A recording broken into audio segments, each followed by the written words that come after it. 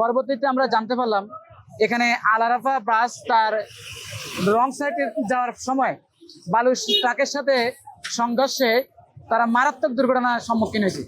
আমরা তৎক্ষণাৎ ঘটনাস্থলে আসলাম, আসে জানতে পারলাম এবং দেখতে পেলাম যে ঘটনাস্থলে 3 জন ডেড ওভার মারা গিয়েছে এবং যারা আহত হয়েছে তাদেরকে হসপিটালে নেওয়া হয়েছে। দৈনিক আপনারা চলাচল করি, আমরা কিন্তু মৃত্যুর ঝুঁকি নিয়ে চলাচল করতে হয়। তো এই আমাদের সবাই দাবি সকাল 8টা থেকে 5টা পর্যন্ত এই ড্রামবাহী বালু ট্রাক যেন আপনার বন্ধ থাকে, এটা আমাদের সবাই দাবি নাকি?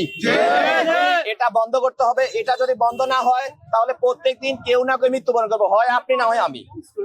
এখানে অনেকগুলা বালু ট্রাক আছে, এগুলা বেয়ারা গতিতে চলে, নিয়ন্ত্রণ হারিয়ে কেউ না কেউ ডেইলি নিয়ন্ত্রণ হারিয়ে তাদের উপরে ঝাঁপিয়ে পড়ে এই বালু ট্রাক গুলা।